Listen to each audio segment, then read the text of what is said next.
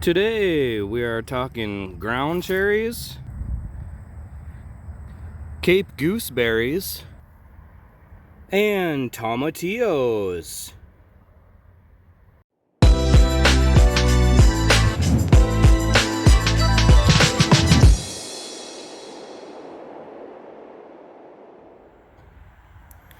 So we're gonna start with these yellow tomatillos.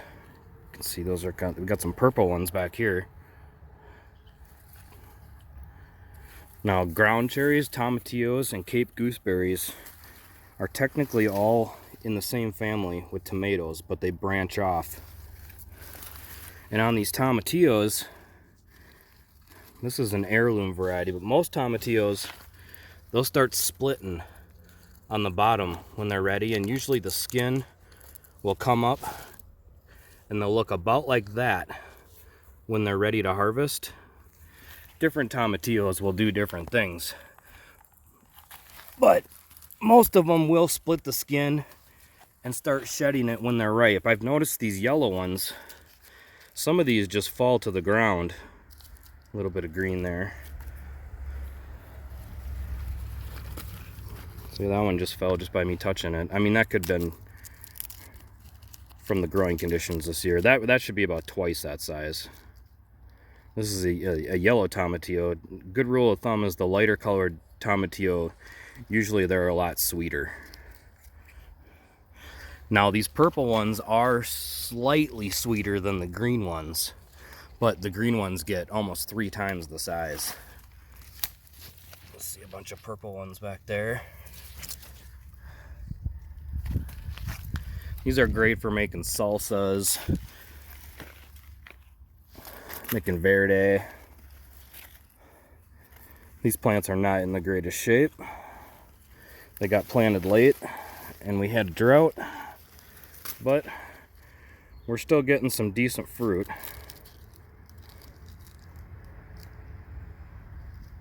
Still got a few more weeks of growing season up here in Minnesota, so hopefully a majority of these ripen up. You can see some down here. This one actually looks pretty good. That skin will, you can see it's starting to separate. That skin will dry up pretty well too. Whoop.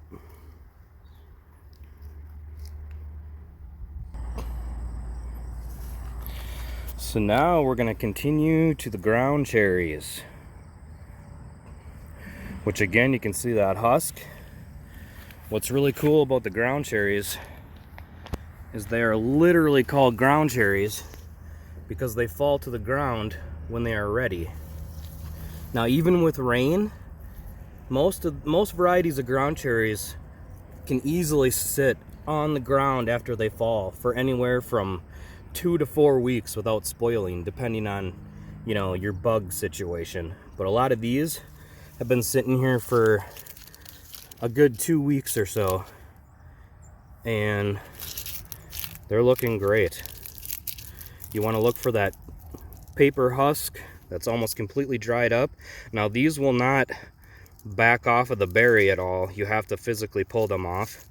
But this is a variety called pineapple ground cherry, and these are a heck of a lot sweeter than like the heirloom varieties, like the New Hanover and the Aunt Molly's. And I've grown pretty much every variety of ground cherry I can get my hands on, and this pineapple variety is definitely my favorite one as far as growing fast, coming back over winter. I mean, the plants do not come back, but if you leave, you know, a pile of ground cherries on your soil, the seeds, you know, it'll reseed itself pretty much every winter. Now, this isn't even a plant that I planted right here. This is a volunteer that I just left some out. Let's go around to the other side. And you can see some other volunteer ground cherries right here that are coming up.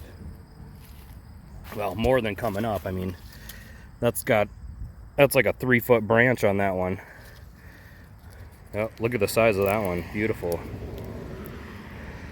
Now, these are excellent for eating fresh, but they absolutely make the best jam. And they do really well at farmers markets too. Anytime I bring ground cherries down to the farmers market, I'm usually sold out within a couple hours. But these are just awesome. So let's grab a couple of these and take them over by the Cape gooseberry plant so we can check out the difference. Yeah, this guy's massive. I mean, usually the volunteer plants do way better than anything I plant. And these ground cherries, I mean, this thing's 4 feet wide and almost 3 feet tall. So if you can't grow much, try growing ground cherries. They're almost maintenance free. All right, let's go check out the Cape gooseberries here.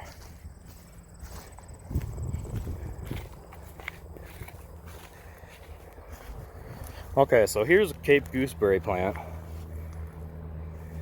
You can see the leaves and the flowers are a little bit different.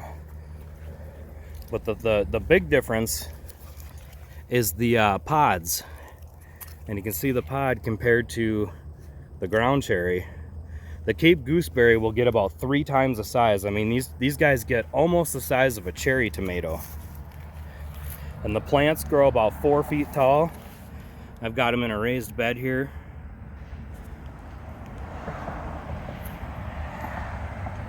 Now, a lot of people call these big ground cherries, they call them Cape gooseberries. Some people just are straight up mistaken and call these ground cherries. You can see the flowers right there. It's different than the ground cherry and the Tomatillo. But yeah, these are they have similar taste to a ground cherry, but they're a little more tart. That's why these get 3 times the size. So these are excellent for jam because you're going to be picking a lot less berries, and your haul will go a lot farther than, you know, you're sitting there husking all those ground cherries. But it's definitely worth it. The jam is absolutely delicious. So right here I have a few of the varieties we were just looking at.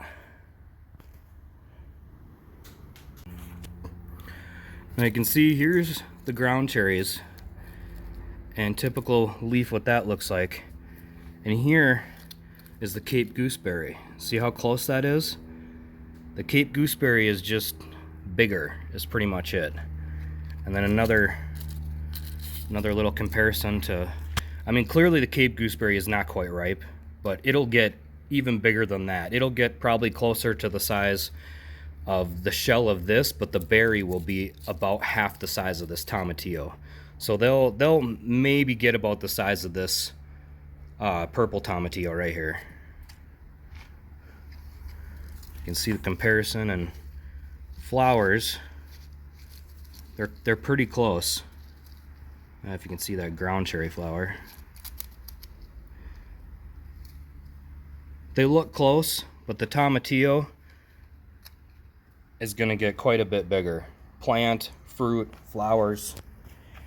Now here's one of my yellow Tomatillos, and here's one of the purple ones that's just about ripe. They do get like a straight purple. You want to wait till they get purple if you're harvesting seed, because then it'll be fully grown. But on these Tomatillos, you can use them pretty much any color. Yellow, green, purple. The rule of thumb is the deeper color you let them get, the more sweeter they're going to get, except for the green ones. The green ones, most varieties of the green Tomatillos do not get that sweet. You can just see a cluster of ground cherries right there. Out of everything I grow, the ground cherries are definitely my favorite.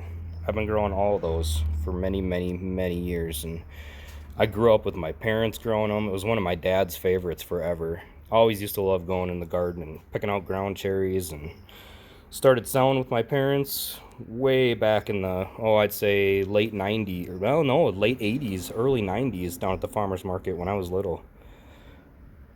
But apples, walnuts, and ground cherries was always a standard we took down there. couple more over here.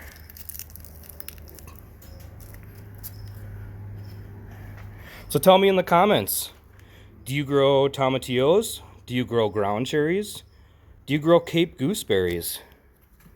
I've only grown Cape gooseberries for a number of years, but the ground cherries and tomatillos I am very accustomed to. Especially up here in the northern climate, these smaller tomatillos, they ripen a lot faster, so you're going to get a much better crop versus growing the, the standard big green ones that get, they can get a good half pound, sometimes up to a pound. But these little guys do just fine, and personally, I think they taste way better. So there it is. Ground cherries, tomatillos, and Cape gooseberries. Now you know the difference and how to grow them. Standard tomato growing,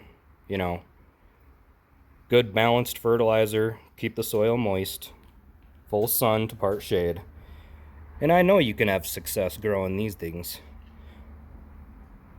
So until next time, give me a like if you enjoyed this video. Consider subscribing to check out all my gardening videos. I do have some other fun stuff on there too. But until next time, Jason from Toadstool Gardens, happy growing.